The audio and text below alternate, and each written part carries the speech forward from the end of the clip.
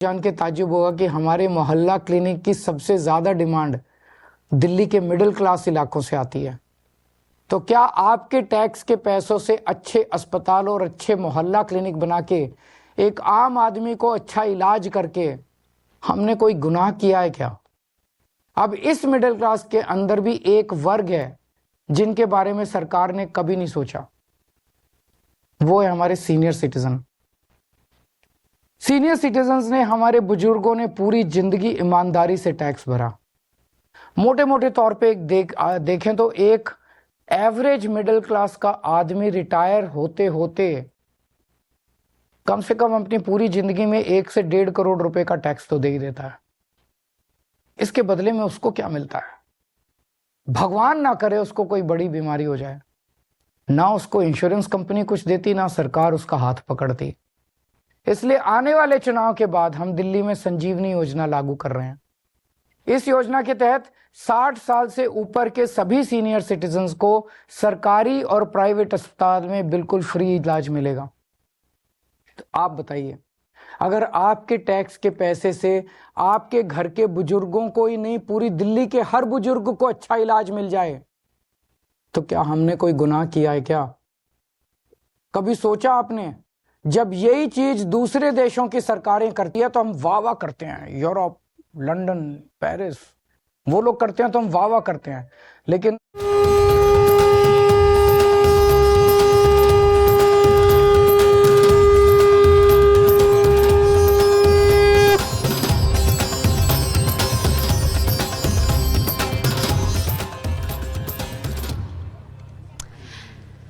तो चुनावी मौसम है। दिल्ली के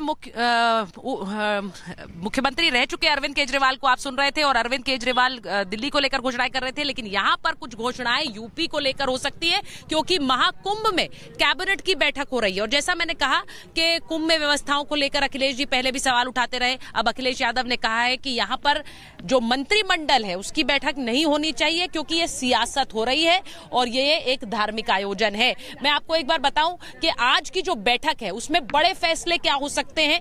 जो सुगबुगाहट है वो ये कि जो बुंदेलखंड एक्सप्रेसवे है उसका विस्तार हो सकता है कि वो प्रयागराज रिंग रोड तक आए। ये भी कहा जा रहा है कि यहां पर एक पूरा सनातन सर्किट बनाने का ऐलान हो सकता है, जिसमें काशी हो, प्रयागराज हो, अयोध्या हो, चित्रकूट हो, ये ऐलान भी हो सकता है। और उसी तरह से, उसी तर्ज पर इस पूरे इलाके का विस्तार और विकास हो, ये भी कहा जा रहा है, जिससे कि जो लोग आ रहे हैं, जो महाकुंभ में आ रहे हैं, वो आने वाले समय में न सिर्फ महाकुंभ में आए, अर्ध कुंभ में आए, बल्कि इन सभी जगहों पर भी जा सके। तो ये बड़े ऐलान आज होने की उम्मीद है, ये कहा जा रहा है। कुंभ में मैं एक बार जरा लोगों से बात करती हूँ। सर, कहाँ से आप?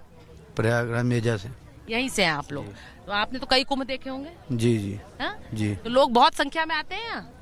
आते हैं, लेकिन इस समय तो सब राजनीतिक सियासत हो रही है। सियासत हो रही है। अच्छा, तो सियासत हो रही है तो उनका मतलब है अखिलेश जी सही कह रहे हैं। आपको क्या लगता है? आपको क्या लगता है सर? हमारे दृष्टि में तो जो है, यहाँ मंत्रिमंडल की बैठक, मंत्रिमंडल की बैठक हो रही है वो उचित है। उचित है। हाँ, वो धार्मिक, हाँ, धर्म के संबंध में बैठक हो रही है। हाँ, इसलिए जो है काशी, मथुरा, जितने भी हमारे धार्मिक स्थान है, हमारी भारतीय संस्कृति के संबंध में यह बैठक हो रही है। अच्छा। और भारतीय संस्कृति का उत्थान होना चाहिए। इसलिए यह बैठक बहुत ही उचित है। आपको लगता है कि ये जो पूरा एक सर्किट की बात हो रही है कि काशी भी, वहाँ अयोध्या भी, प्रयागराज भी, ये अच्छा होगा व्यवस्था? हमारे साथी ठीक कह रहे हैं। हाँ, होना चाहिए। अब थोड़ा सुविधा तो होती ही है लोगों के आने से, सुरक्षा की दृष्टि से। और यहाँ जो हो रहा बहुत अच्छा हो रहा है। एक दिन 2 दिन मंत्री आ रहे हैं, अच्छा तो नहीं, 54 मंत्री 54 दिन नहीं आ रहे हैं। एक ही दिन आ रहे हैं, एक दिन के बाद वो खाली हो जाएगा सारी पब्लिक के लिए। अच्छा, वो कह रहे हैं कि एक दिन आ रहे हैं, बाकी पब्लिक के लिए है। मैं एक बार जरा ऋतु के पास भी चली जाती हूँ, क्योंकि ऋतु हमारे साथ वहीं से जुड़ी हुई है जहाँ पर बैठक हो रही है। ऋतु, जरा बताइए, क्योंकि पूरा मंत्रिमंडल वहां पर पहुंचा हुआ है, मुझे ये बताइए कि कार्यक्रम आगे का क्या रहेगा, क्योंकि इस बैठक के बाद कहा जा रहा है प्रेस कॉन्फ्रेंस होगी, ये भी कहा जा रहा है कि फिर स्नान का समय क्या रहेगा, क्या पता लग रहा है आपको?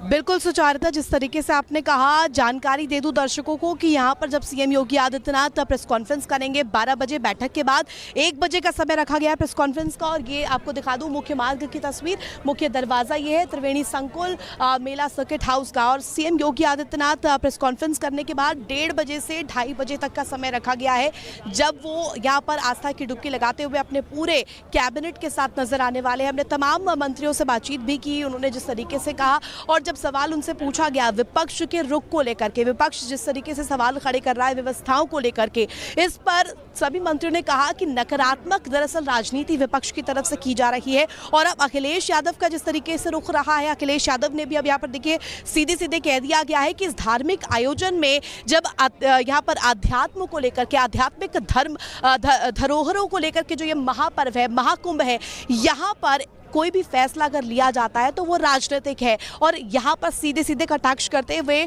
वो सरकार पर नजर आया अखिलेश यादव का रुख किस तरीके से रहा है, हम लगातार दिखा रहे हैं, हमने सुनवाया भी दर्शकों को। इस वक्त मेरी मौजूदगी त्रिवेणी संकुल में ही है और यहीं पे बताया जा रहा है कि press conference CM Yogi Adityanath करेंगे। और CM Yogi Adityanath press conference करने के बाद अपनी पूरी कैबिनेट के साथ यहाँ से वो VIP घाट रेल की तरफ बढ़ेंगे और वहाँ पर जेटी के जरिए पहले तो विधि विधान के साथ पूजा अर्चना होगी। पूजा अर्चना के बाद तमाम जो योगी कैबिनेट के मंत्री है, 54 मंत्री पहुंचेंगे और वो वहां पर आस्था की डुबकी लगाते हुए नजर आएंगे। फिलहाल ये तस्वीर आपको त्रिवेणी संकुल की दिखा रही हूं, यहाँ पर देखिए खचाखच लोग भरे हुए आपको नजर आ रहे होंगे। और VIP यहाँ पर किस तरीके से कि ये कैबिनेट की बैठक, उसके बाद प्रेस कॉन्फ्रेंस और उसके बाद यहाँ पर जब पूरा कैबिनेट आएगा तो यहीं पर अरहल पे स्नान करेंगे। और उसके बाद हम उम्मीद कर रहे हैं कि लोगों से भी प्रतिक्रिया लेंगे कि जो बड़े फैसले आज जिसकी घोषणा होती है उस पर लोग क्या कहते हैं। लेकिन इस वक्त मैं आपको तस्वीर बता दूं कि यहीं पर अरहल में VIP घाट पर स्नान करेंगे योगी आदित्यनाथ, उनका मंत्रिमंडल। और उससे पहले महाकुंभ से जुड़ी कुछ बड़ी घोषणाएं आज के दिन होने वाली हैं, जिसका लोग भी इंतजार कर रहे हैं। तो ये तस्वीर लगातार आपको यहाँ प्रयागराज महाकुंभ से दिखा रहे हैं। एक छोटे से ब्रेक के लिए मैं रुक रही हूं, लेकिन लगातार महाकुंभ पर यह कवरेज जारी है। योगी कैबिनेट की बैठक, उसके बाद यहां कुंभ में स्नान और उस पर राजनीतिक बाण लगातार सियासी विरोधियों